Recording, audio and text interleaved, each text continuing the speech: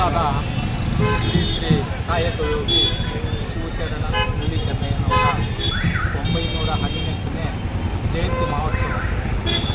ಆದ್ದರಿಂದ ನಮ್ಮ ಕುಟುಂಬಾಂಧವರು ಕೊಂಚ ಕೊರ್ಮ ಎರಡು ಸಮುದಾಯಗಳು ಕಾರ್ಯಕ್ರಮಕ್ಕೆ ಚಾಲನೆ ನೀಡಿದ್ದೇವೆ. ನಾವು ಈ ತಾಲೂಕಿನಲ್ಲಿ ಈ ಜಿಲ್ಲೆಯಲ್ಲಿ ಅಲ್ಪಸಂಖ್ಯಾತರಾಗಿದ್ದೇವೆ.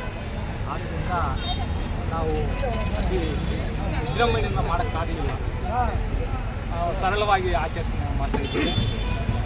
ಮುರಳಿ ಚೆನ್ನಯ್ಯ ಅವರು ಅಂತಂದರೆ 1907ರಲ್ಲಿ ಜನಿಸಿದ ಅವರು ವಿಜಯಪುರ ಜಿಲ್ಲೆಯ ಶಿವನಿಗೆ ಎಂಬ ಗ್ರಾಮದಲ್ಲಿ ಜನಿಸಿದರು. ಶಿವನಿಗೆ ಎಂಬ ಗ್ರಾಮದಲ್ಲಿ ಜನಿಸಿದ ಅವರು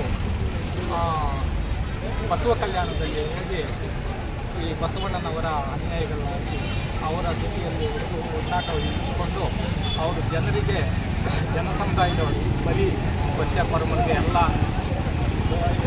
ಜನಸಮುದಾಯದವರಿಗೆ ನೀಡಿರುವ ಮಾರ್ಗದರ್ಶನ ಏನಂತಂದರೆ ಕಾಯಕವೇ ಕೈಲಾಸ ಅಂತ. ಯಾರು ಕಾಯಕವನ್ನು ನಂಬಿಕೊಂಡು ವೃತ್ತಿಯನ್ನು ಮಾಡುತ್ತಾರೋ ಅವರು ಕೈಲಾಸವನ್ನು ನೋಡಬೇಕು ಅಂತ ಅವರ ಆಶಯ, ಅವರ ದಾಸೋಹ. ಅವರ ವೃತ್ತಿ ಏನಪ್ಪ ಅಂತಂದರೆ ಅಗ್ಗಾನೇಯುವಿಕೆಯಿಂದ ಅದರಲ್ಲಿ ಬಂದ ಸಂಪಾದನೆಯಿಂದ ಜನರಿಗೆ ದಾಸೋಹವನ್ನು ನೀಡುತ್ತಾ ಎಲ್ರಿಗೂ ಸಮಾಜಕ್ಕೆ ಒಂದು ಒಳ್ಳೆಯ ಸಂದೇಶವನ್ನು ನೀಡುತ್ತಾ ಮಹಾನ್ ವ್ಯಕ್ತಿಯಾಗಿದ್ದಾರೆ. ಆದ್ದರಿಂದ ಅವರ ಜಯಂತಿಯನ್ನು ಈ ಕಳೆದ ಸರ್ಕಾರ 3 ವರ್ಷಕ್ಕೆ ಮುಂಚೆ ಆಚರಣೆ ತಂದಿದೆ. ಆದ್ದರಿಂದ ನಾವೆಲ್ಲರೂ ಕೂಡ ಒಗ್ಗೂಡಿ KGF ತಾಲೂಕಿನಿಂದ ಹೊರಡ್ತಾ ಇದ್ದೀವಿ. KGF ತಾಲೂಕಿನಿಂದ ಹೋಗಿ ಕೋಲಾರದಲ್ಲಿ ನಮ್ಮ ಒಂದು ಸ್ಟೇಜ್ ಕಾರ್ಯಕ್ರಮ ಇರುತ್ತೆ. ಅಲ್ಲಿ ಡಿ ಸಿ ಸಾಹೇಬರು, MP MLA ಅವರು ಎಲ್ಲರೂ ಬರ್ತಾಯಿದ್ದಾರೆ. ಆದರೆ ನಮ್ಮ ದುರದೃಷ್ಟ ಈ ತಾಲೂಕಿನಲ್ಲಿ MLA ಅವರು ನಮ್ಮ ಸುಮ್ಮನೆ ಮಾಡ್ತಾಯಿದ್ದಾರೆ. ನಮ್ಮ ಸಮುದಾಯ ಬೇಡ ಅಂದ್ಕೊಂಡಿದ್ದಾರೆ. ವಲಸ ಸಮುದಾಯ ಅಲ್ಪಸಂಖ್ಯಾತರು ಅವ್ರು ಬೇಕಾಗಿಲ್ಲ ಅಂದ್ಕೊಂಡಿದ್ದಾರೆ. ಮುಂದಿನ ದಿನಗಳಲ್ಲಿ ಅವ್ರಿಗೆ ತಕ್ಕ ಪಾಠ ಅವರು ಅನುಭವಿಸಬೇಕಾಗುತ್ತೆ. ಸರಿ, ಶೈಕ್ಷಣಿಕ ನಮ್ಮ ಸಮುದಾಯಕ್ಕೆ ನಾವು ಅಲ್ಪಸಂಖ್ಯಾತರಿದ್ದೇವೆ. ಅದರಿಂದ ಎಲ್ಲರೂ ಕೂಡ ಕಡೆಗಣಿಸ್ತಾ ಇದ್ದಾರೆ. ಸರ್ಕಾರದಲ್ಲಿ ಇರುವ ದೊಡ್ಡ ದೊಡ್ಡ ವ್ಯಕ್ತಿಗಳು ನಮ್ಮನ್ನು ಕಡೆಗಣಿಸ್ತಾ ಇದ್ದಾರೆ. ಆದರೆ ಗೆಲ್ಲಲಿಕ್ಕೆ ಒಂದು ಓಟ್ ಕೂಡ ಸಾಕು, ಒಂದು ಓಟ್ ಕೂಡ ಮುಖ್ಯ ಇದೆ. ಈಗ ನಾವು ಅಲ್ಪಸಂಖ್ಯಾತರ ಅಂತ ಹೇಳ್ಬಿಟ್ಟು ಅವರು ನಮ್ಮನ್ನು ಹಿಂದಕ್ಕೆ ತಳ್ತಾ ಇದ್ದಾರೆ. ಅದರ ಪರಿಣಾಮ ಅವರು ಅನುಭವಿಸ್ತಾರೆ.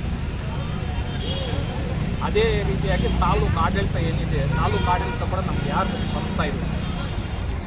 ಯಾವುದೇ ಪಂಚಾಯತಿಗಳಲ್ಲಿ ಕೂಡ ನಮ್ಮ ಕಾರ್ಯಕ್ರಮ ಮಾಡಿಲ್ಲ. ಯಾವುದೇ ಸರ್ಕಾರಿ ಕಚೇರಿಗಳಲ್ಲಿ ಕೂಡ ನಮ್ಮ ಮುರಳಿ ಚೆನ್ನಯ್ಯನವರ ಜಯಂತಿಯನ್ನು ಯಾರು ಆಚರಣೆ ಮಾಡ್ತಾಯಿದ್ದೀವಿ. ಆದ್ದರಿಂದ ನಮ್ಮ ತಾಲೂಕು ಆಡಳಿತಾಧಿಕಾರಿ ಮತ್ತು ನಮ್ಮ ಶಾಸಕರು ಕೂಡ ನಾವು ಇದ್ರ ಬಗ್ಗೆ ಸ್ವಲ್ಪ ಕಾಳಜಿ ಇಲ್ಲ. ನಮ್ಮ ಸಮುದಾಯ ಹಿಂದೆ ಉಳಿದಿದೆ. ನಾವು ಶೈಕ್ಷಣಿಕವಾಗಿ ಹಿಂದೆ ಉಳಿದಿದ್ದೀವಿ, ರಾಜಕೀಯವಾಗಿ ಇಲ್ಲವೇ ಇಲ್ಲ. ಎಲ್ಲ ಇವಾಗ ಏನಾಗಿದೆ ಅಂತಂದರೆ ಎಲ್ಲ ಗುಂಪುಗಾರಿಕೆ ಆಗಿದೆ. ಅವರವ್ರ ಜನಾಂಗದವರು ಅವರು ಯಾರು ದೊಡ್ಡ ಸಮುದಾಯ ಇದೆ ಅವರವರು ಗುಂಪುಕಟ್ಕೊಂಡು ಇದು ಮಾಡ್ತಾಯಿದ್ದಾರೆ. ಇದರಲ್ಲಿ ನಾವು ಅಲ್ಪಸಂಖ್ಯಾತರಿದ್ದೇವೆ. ನಾವು ನೋಡ್ತಾ ಇದ್ದೀರಲ್ಲ, ಇವಾಗ ವ್ಯಾಪಾರ ಇಲ್ಲಿಂದ ಊರುಗಳಿಂದ KGF ಬರ್ಬೇಕು ಹತ್ರ ಅವ್ರಿಗೆ ತೊಂದರೆ ಇದೆ, ಅಷ್ಟು ಹಿಂದೆ ಉಳಿದಿದ್ದಾರೆ. ಅದರಿಂದ ಸರ್ಕಾರದವರು ಎಚ್ಚೆತ್ತುಕೊಂಡು ನಮ್ಮನ್ನು ಇನ್ನೊಂದು ಏನಂತಂದರೆ ಜನರಾಗಿ ಸೇರಿಸ್ಬೇಕು ಅಂತ ಇದ್ದಾರೆ. SCಯಿಂದ ತೆಗೆದು ಜನರಾಗಿ ಹಾಕಬೇಕು, ಅವ್ರ ದೇಶ ಬಂತು ಅದರಿಂದ ತುಂಬ ಹೆಚ್ಚು ಉಳಿದಿದೆ. ಅದನ್ನು ಸರ್ಕಾರ ಪರಿಗಣಿಸಬೇಕು.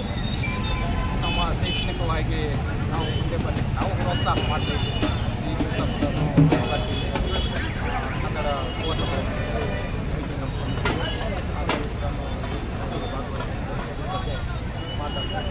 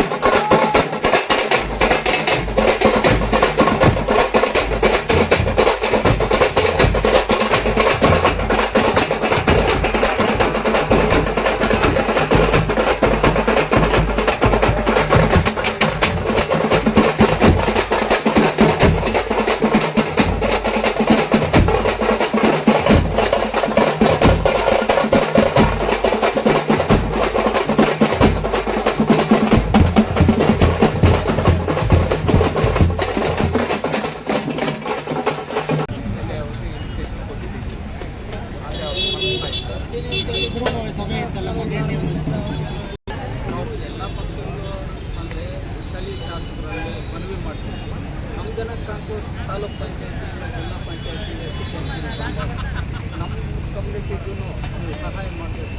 ಯಾವುದಾದ್ರೂ ತಾಲೂಕ್ ಪಂಚಾಯತಿ ಪಂಚಾಯತಿಗೆ ನಮಗೂ ತಮ್ಮ ಪಕ್ಕದಲ್ಲಿ ಅವಕಾಶ ಕೊಡಬೇಕು ಅಂತ ಹೇಳ್ಬಿಟ್ಟು ಮನವಿ ಮಾಡ್ತೀವಿ. ಮತ್ತು ಅವ್ರ ಇಷ್ಟ ಅವ್ರ ನಿರ್ಣಯ ತಗೊಂಡು ಆರ್ಥಿಕವಾಗಿ ಸಾಮಾಜಿಕವಾಗಿ ನಾವೆಲ್ಲ ಹಿಂದುಳಿದಿದ್ದೀವಿ. ನಾವು ಈ ಒಂದು 3 ವರ್ಷದಿಂದ ಈ ಜಯಂತಿಯನ್ನು ನಾವು ಪಡ್ತಾ ಇದ್ದೀವಿ. ನಮ್ಮ ಮುಖ್ಯ ಉದ್ದೇಶ ಏನೆಂದರೆ ನಮ್ಮ ಸಮುದಾಯವನ್ನು ಮುಖ್ಯವಾಗಿ ಶೈಕ್ಷಣಿಕವಾಗಿ ನಾವು ಮುಂತರಬೇಕಂತ ನಾವು ಆಲೋಚನೆ ಮಾಡಿ ನಾವೆಲ್ಲ ಮುಖ್ಯಸ್ಥರೆಲ್ಲ ಸೇರಿ ಎಜುಕೇಷನ್ ಬಗ್ಗೆ ನಾವು ಹೆಚ್ಚು ಒತ್ತು ಕೊಡ್ತಾ ಇದ್ದೀವಿ. ಮುಂದಕ್ಕೆ ನಮ್ಮ ಜನಾಂಗಕ್ಕೆ ಒಳ್ಳೆಯ ವಿದ್ಯಾಭ್ಯಾಸ ಕೊಡಬೇಕಂತ ನಮ್ಮ ಒಂದು